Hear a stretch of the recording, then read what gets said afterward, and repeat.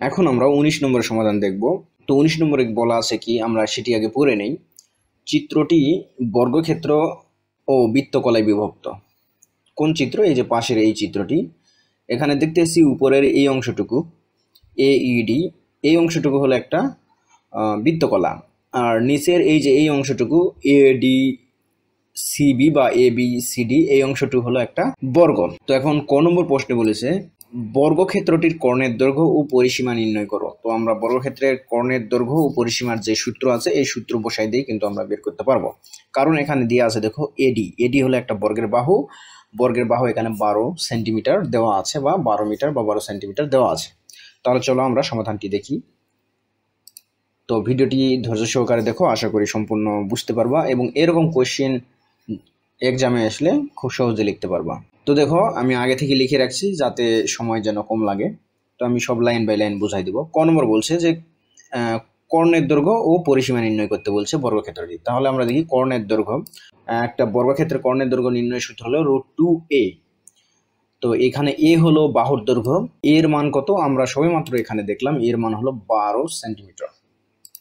তো 12 সেন্টিমিটার, তো √2 এর সাথে 12 গুণ করলে 12√2 হয়। তো তোমরা এটা ক্যালকুলেটারে গুণ করে দিতে পারো, এভাবেও রাখতে পারো। তো এটি হলো অ্যান্সার কর্ণের দৈর্ঘ্যের। এখন আমরা দেখব পরিসীমা। তো পরিসীমা সূত্র কি আমরা জানি 4a, কারণ বর্গের 4টি বাহু সমান জন্য 4a। তো স্বাভাবিকভাবে আমরা বসাই দেই 4a, এর মান কত 12 সেন্টিমিটার, কারণ এখানে বর্গের বাহুর কথা বলা হয়েছে। বর্গের বাহু কত 12 সেন্টিমিটার, এটা কিন্তু এখানে দেওয়া আছে।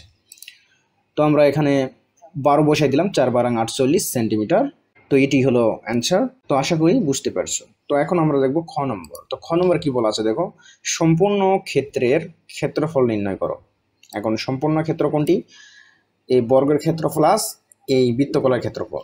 তো আমাদের বর্গক্ষেত্রের ক্ষেত্রফল নির্ণয়ের সূত্র আমরা জানি বর্গের বাহুর উপর স্কয়ার, আর বৃত্তকলার ক্ষেত্রফলের নির্ণয়ের সূত্র কিন্তু আমাদের অবশ্যই দেখে আসতে হবে, এর আগের ভিডিওতে আমি দেখিয়েছি।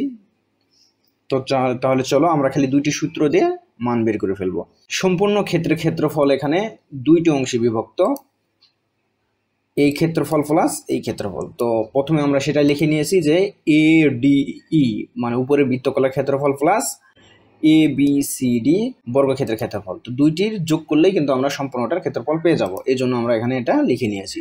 তো এখানে অনেকে বাংলায় লেখে, তো বাংলায় লিখলে লিখতে পারো, এভাবে লিখলেও লিখতে পারো।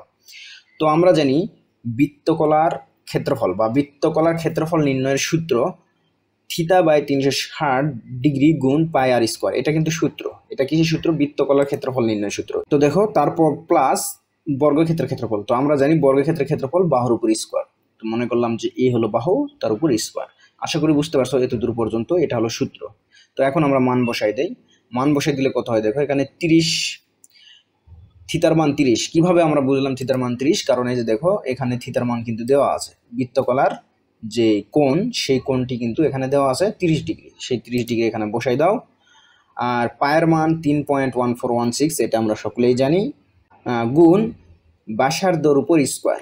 ব্যাসার্ধ, এখন বৃত্তকলার ব্যাসার্ধ কোনটি? আমরা জানি যে বৃত্তকলার AE AD দুইটি হলো ব্যাসার্ধ, যে কোনো একটা নিলেই আমাদের হবে।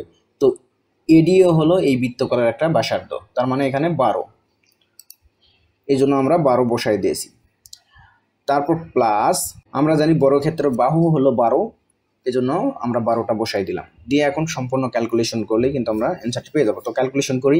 তো আমি এখানে ক্যালকুলেটর নিলাম। দেখো এটাকে যদি আমি ক্যালকুলেশন করি 30 ভাগ 360, তো এটির সাথে গুণ আছে কত? 3.1416, আমি গুণ করে দিলাম 3.1416, তার সাথে গুণ আছে 12 উপর স্কয়ার। তো 12 উপর স্কয়ার করলে কত হয় আমরা জানি 144, 12 গুণ 12 করলে 144 হয়, এই জন্য আমি সম্পূর্ণটা গুণ করে দিলাম, গুণ 144, এই মানটি পেলাম। তারপর কি ছিল? প্লাস 12 উপর স্কয়ার করলে কত হয়? 144। তো আমি আবার 144 দিয়ে দিলাম, তার মানে আমাদের এখানে অ্যান্সার আসছে কত? 181.7 বা 69 বা 7 লিখলেই হয়ে যাবে।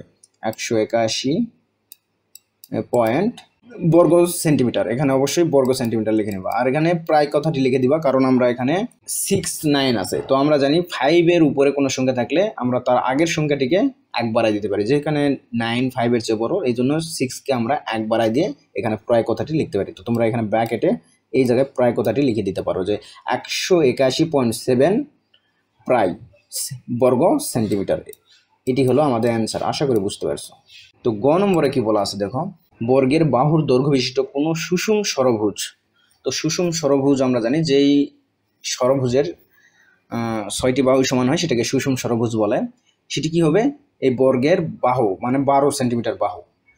তো প্রতিটি বাহু হবে, এই ষড়ভুজের প্রতিটি বাহু হবে 12 সেন্টিমিটার করে, কারণ বলছে বর্গের বাহুর সমান ষড়ভুজের বাহু কোনো বৃত্তে অন্তর্লিখিত হলে। তার মানে এই ষড়ভুজটি কি হবে, একটা বৃত্তের ভিতরে হবে। অন্তর্লিখিত বলতে ভিতরে বোঝায়। তার বলছে বৃত্তে অনাধিকৃত অংশের ক্ষেত্রফলটি নির্ণয় করো। তাহলে আমরা প্রথমে বোঝার চেষ্টা করি যে ষড়ভুজটা কি। তাহলে আমরা প্রথমে তোমাদের বইয়ে যাই, বইয়ে এটা কিন্তু দেওয়া আছে। তো দেখো এখানে দেখা যাচ্ছে সুষম বহুভুজের ক্ষেত্রফল। তো মনে করো যে এই যে এখানে যে 6টি বাহু দেখতেছ এগুলো প্রত্যেকটাই সমান, আর এখানে 6টি বাহু আছে জন্য এটাকে ষড়ভুজ বলবো। তো তোমাদের প্রশ্নে বলছে এই বাহুগুলোর দৈর্ঘ্য হলো 12। তো মনে করো এটা 12। তো সেই ক্ষেত্রে দেখো এখানে সূত্র আছে, আমরা সূত্রগুলো দেখে নেই। যে থিতার মান, থিতা কোনটা, এই যে এইটা হলো থিতা। এই থিতার মান আমরা এই সূত্র দিয়ে নির্ণয় করব। আর n সংখ্যক বাহু বিশিষ্ট সুষম বহুভুজের ক্ষেত্রফল। n বলতে এখানে বোঝায় যে কয়টি বাহু আছে। যেহেতু তোমাদের এখানে প্রশ্নে ষড়ভুজ বলছে, তার মানে এখানে n এর মান হবে 6। এই ষড়ভুজটি বৃত্তে অন্তর্লিখিত আছে, মানে একটা বৃত্তের ভেতরে। তার মানে আমরা যদি এই চিত্রটি একটু দেখি, ঠিক এই টাইপের। এই যে নীল কালার যেটি দেখতেছ এটি আমি আঁকাইছি হাতে, মাউস দিয়ে আঁকাইছি, এই জন্য একটু আঁকাবাঁকা হয়েছে। তো এই নীল কালার এটি হলো সেই বৃত্ত, আর বৃত্তের ভেতরে অন্তর্লিখিত বলতে এই যে সবুজ কালার এটি হলো সেই ষড়ভুজ। আশা করি বুঝতে পারছো। আর এই প্রতিটি বাহু কত হবে, 12 সেন্টিমিটার করে। প্রশ্ন ছিল কিন্তু দেখো যে ওই ষড়ভুজটা কি বৃত্তে অন্তর্লিখিত, আমরা সেই অনুসারে কিন্তু এখানে আঁকাইছি যে এই ষড়ভুজটি বৃত্তের ভেতরেই আঁকাইছি। আর অবশ্যই বৃত্তের ভেতরে এমনভাবে আঁকাতে হবে যেন এই ষড়ভুজের 6টি কোণই বৃত্তের পরিধির সাথে লাগানো থাকে। এটা অবশ্যই খেয়াল রাখতে হবে, 6টি কোণই বৃত্তের পরিধির সাথে লাগানো থাকতে হবে। বা আরেকভাবে বলা যায় যে ওই ষড়ভুজের 6টি কোণ দিয়েই ওই বৃত্ত অঙ্কন করতে হবে। আশা করি বুঝতে পারছো কথাটি। তো এখন বলছে এই বৃত্ত অনাধিকৃত অংশের ক্ষেত্রফল নির্ণয় করো। তার মানে বোঝাচ্ছে যে এই যে সম্পূর্ণ যে বৃত্ত, এই বৃত্তের ভিতরে যে ষড়ভুজটা আছে এই ষড়ভুজটা কত অংশ দখল করছে আর কত অংশ দখল করেনি। তো দেখো আমরা দেখতে পাচ্ছি যে এই অংশ, এই ষড়ভুজটি এই অংশটি সম্পূর্ণটাই ঢেকে ফেলছে। শুধুমাত্র ঢেকে ফেলেনি কোন কোন অংশ, এই যে এই সাইডের এই অংশগুলো, এই যে এই অংশগুলো মানে এই ফাঁকা অংশগুলো, এই যে এই অংশগুলো। তারপরে এখানে এই যে ফাঁকা অংশ, এখানে এই যে ফাঁকা অংশ। তো আমরা এগুলো এইভাবে টানতে বলতে পারি। তারপরে এখানে এই ফাঁকা অংশ। তো এগুলো কিন্তু বৃত্তের ভিতর এই ষড়ভুজটা কি করতে পারেনি, ঢেকে ফেলতে পারেনি। শুধু ঢেকে ফেলছে কতটুকু, ষড়ভুজ যতটুকু ওর ভিতরে জায়গা দখল করছে, এই যে এই ভিতরের এইটুকু। তো যেইটুকু ঢেকে ফেলতে পারেনি সেটিকেই বলা হয় অনাধিকৃত অংশ। আশা করি বুঝতে পারছো যে অনাধিকৃত অংশ বলতে কি বোঝায়। তো সিম্পলি আমরা যদি বুঝি, দেখো যে সম্পূর্ণ বৃত্তের ভিতরেই কিন্তু এই অংশগুলো আছে এবং ষড়ভুজটাও আছে। তার মানে সম্পূর্ণ বৃত্তের ক্ষেত্রফল থেকে যদি আমরা এই ষড়ভুজের ক্ষেত্রফলটুকু বাদ দিই, তাহলে কিন্তু আমরা এই সব অংশের ক্ষেত্রফল পেয়ে যাব। তো আমাদের এই কাজটি করতে হবে, সম্পূর্ণ বৃত্তের ক্ষেত্রফল বের করব। আমরা জানি বৃত্তের ক্ষেত্রফলের সূত্র কি, পাই আর স্কয়ার। এটা দিয়ে খুব সহজে আমরা কিন্তু বের করতে পারবো। এখন আমাদের দরকার এই ষড়ভুজের ক্ষেত্রফল নির্ণয়। তো এই জন্য আমাদের সর্বপ্রথম এই ষড়ভুজের ক্ষেত্রফলটি বের করতে হবে। তাহলে চলো আমরা সমাধানটি দেখি। তো এখানে আমরা জানি যে বাহুর দৈর্ঘ্য এ সমান 12 সেন্টিমিটার, কারণ ওরা বলে দিয়েছে যে এই বর্গের বাহুর সমান ওই ষড়ভুজের বাহু হবে। তো আমরা এই জন্য বাহু 12 সেন্টিমিটার নিলাম। আর এখানে যেহেতু ষড়ভুজ বলেছে এই জন্য বাহুর সংখ্যা এখানে n = কত হবে, 6 হবে। তো সুষম বহুভুজের ক্ষেত্রফলের সূত্র আমরা অলরেডি কিন্তু দেখে আসলাম তোমাদের বই থেকেই।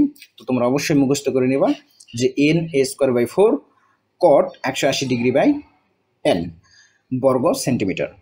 তাহলে আমরা মানগুলো বসিয়ে দিয়ে খুব সহজেই নির্ণয় করে ফেলি যে সুষম ষড়ভুজের ক্ষেত্রফল হবে যে 6, n এর মান হবে 6, আর বাহু যেহেতু 12 এই জন্য 12 বসাই দিলাম স্কোয়ার, বাই 4 কট 180/6, কারণ n এর মান এখানে 6। খুব ইজিলি ভাবে তোমরা এগুলো কিন্তু করতে পারবা। তো 12 উপর স্কয়ার করলে কত হয় 144, আর এখানে 6 আর 4 যেভাবে ছিল সেভাবে রেখে দিয়েছি। কট 180 কে 6 দ্বারা ভাগ করলে হয় 30, তার মানে কট 30 ডিগ্রি। তো দেখো 4 দিয়ে যদি আমরা 144 কে ভাগ করি তাহলে বা কাটি তাহলে হবে 36, আর কট 30 ডিগ্রি মান হলো √3। তো এই তিনটি যদি আমরা গুণ করে দেই তাহলে আমরা কিন্তু পাবো 374.12 বর্গ সেন্টিমিটার। তো এটি হলো আমাদের এই সুষম ষড়ভুজের ক্ষেত্রফল। বলতে বোঝাচ্ছে যে এই অংশের ক্ষেত্রফল, এই যে ভিতরের এই অংশ, এই সবুজ কালারে এই ভিতরের এই অংশ ক্ষেত্রফল। তো এখন আমাদের দেখতে হবে এই বৃত্তের ক্ষেত্রফল। তো বৃত্তের ক্ষেত্রফল নির্ণয় করতে হলে আমাদের সর্বপ্রথম জানতে হবে আমরা বৃত্তের ব্যাসার্ধ, কারণ আমরা জানি যে বৃত্তের ক্ষেত্রফল পাই r², আর হলো এখানে ব্যাসার্ধ। তো সর্বপ্রথম আমরা কি করব, ব্যাসার্ধ নির্ণয় করব। তো ব্যাসার্ধ নির্ণয় করলে আমরা এই সম্পূর্ণ যেই বৃত্তটি আছে এর ক্ষেত্রফল পেয়ে যাব। তো এই জন্য আমরা যেই থিতা নির্ণয়ের যে সূত্রটি দেখলাম, সবেমাত্র দেখে আসলাম যে এই থিতা নির্ণয়ের সূত্র, সেটি হলো theta equal to 90 degree minus 180 degree by n। তো বসাই দাও আগের মতো যে 180/n, n এর এখানে মান 6 দিয়ে এখানে আমরা যদি ক্যালকুলেশন করি 6 সাথে 180 ভাগ করলে হয় 30, 90 থেকে 30 ভাগ করলে হয় 60, তার মানে আমরা এই কোণের মান কত পেলাম 60 ডিগ্রি। তো এখন দেখো এই যে AB যে বাহুটা দেখতেছি, এই বাহু কত 12 সেন্টিমিটার আমরা জানি। এই বাহুর এই যে সি বিন্দু, সি এখানে লিখছে, এই সি বিন্দু হলো এই বাহুর মধ্যবিন্দু, আর এখানে যে কোণটি উৎপন্ন হয়েছে এটা একটা সমকোণ। এখানে যে কোণটি উৎপন্ন হয়েছে এটা একটা সমকোণ, আর এটি একটা সমকোণী ত্রিভুজ। তার মানে এটি যদি মধ্যবিন্দু হয় আর সম্পূর্ণ এবি যদি 12 সেন্টিমিটার হয়, তার মানে এসি কত হবে 6, কারণ আমরা জানি যে সম্পূর্ণ এবি এই যে এখান থেকে এখানকার দূরত্ব হলো 12 সেন্টিমিটার, সেটা তোমাদের বইয়ে দেওয়া আছে। তার মানে এর অর্ধেক কত হবে, এতটুকু হবে 6। আশা করি বুঝতে পেরেছো। তো দেখো একটা সমকোণী ত্রিভুজ থেকে আমরা পাই, সমকোণী ত্রিভুজ থেকে পাই যদি আমরা, আমাদের দরকার কি এই বৃত্তের ব্যাসার্ধ। তো বৃত্তের ব্যাসার্ধ কাকে বলে, বৃত্তের কেন্দ্র থেকে পরিধি পর্যন্ত দূরত্ব। দেখো ও থেকে এ, এই ও এ দূরত্বই যদি আমরা নির্ণয় করতে পারি তাহলে কিন্তু আমরা কি পাবো, ব্যাসার্ধ পাওয়া যাবো। কারণ আমরা দেখতেছি যে বৃত্তের কেন্দ্র থেকে ব্যাসার্ধ পরিধি পর্যন্ত দূরত্ব হলো ও এ। তো ও এ হলো এই বৃত্তের ব্যাসার্ধ, তো আমরা ও এ বের করব। তাহলে দেখো সেই অনুসারে আমরা cos থিটা নিলাম। তো cos থিটা ইকুয়াল টু আমরা কি জানি, ভূমি বাই অতিভুজ। আমরা এটা অনেকে মনে রাখি যে কবরে ভূত আছে, ভূমি বাই অতিভুজ। তো ভূমি কত এসি আর অতিভুজ কত ও এ, এই জন্য ভূমি বাই অতিভুজ। আশা করি বুঝতে পারছো। থিতার মান আমরা বের করলাম সবেমাত্র কত 60 ডিগ্রি।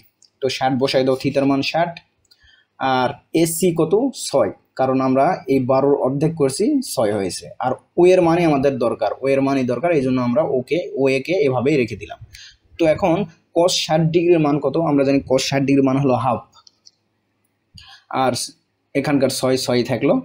এখন ক্যালকুলেশন করো যে এই আর গুণ কে দাও, এই 2 এর সাথে 6 গুণ হলে কত 12 হবে, এই ও এর সাথে 1 গুণ হলে ও এ হয়। তো অতএব ও এ সমান সমান 12 সেন্টিমিটার। তার মানে আমরা এই যে এই ব্যাসার্ধটুকু কিন্তু পেয়ে গেছি।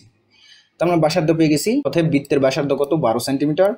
অতএব বৃত্তের ক্ষেত্রফল, এখানে পায়ের মান আমরা সকলেই জানি 3.1416 গুণ আর এর মান কত 12, তারপর করব স্কোয়ার করলাম। অতএব দুইটা যদি ক্যালকুলেশন করি 3.1416 গুণ কি 12 উপর স্কোয়ার করলে কত হয় 144। তাহলে দেখো এই যে 452.39 বর্গ সেন্টিমিটার। তো আমরা এটা কি পেলাম, বর্গের ক্ষেত্রফল। তার মানে এই সম্পূর্ণ বর্গের ক্ষেত্রফল পেয়ে গেছি। এই সম্পূর্ণ বর্গের ক্ষেত্রফল থেকে যদি আমরা এই ষড়ভুজের ক্ষেত্রফল বাদ দিয়ে দেই তাহলেই কিন্তু আমরা এই যে এই অনাধিকৃত অংশের যে অংশটি এই ষড়ভুজ দ্বারা পূরণ হয়নি এটির ক্ষেত্রফল কিন্তু পেয়ে যাব।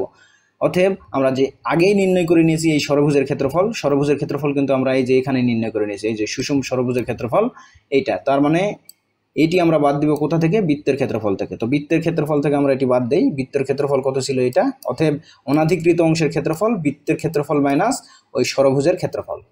তো বিয়োগ করে দাও, দিলেই তোমরা দেখতে পাবো যে 78.267 বর্গ সেন্টিমিটার। তোমরা 2 দশমিক স্থান পর্যন্ত নিতে পারো, এটা নিতে পারো, তো যে কোনো একটা লিখে দিলেই হয়ে যাবে। যে এখানে যেহেতু 7 হলো 5 এর থেকে বড়, এই জন্য আমরা এই আগের 6 কে আমরা 1 বাড়ায় 7 করে দিতে পারি। তো এটি হলো আমাদের অ্যান্সার। আশা করি বুঝতে পারছো। যদি বুঝতে না পারো অবশ্যই কমেন্ট বক্সে জানাবে, আর যদি ভিডিওটি ভালো লাগে অবশ্যই সাবস্ক্রাইব করে পাশে থাকবে, আর যদি কোনো জায়গায় ডাউট থাকে অবশ্যই কমেন্ট বক্সে জানাবে।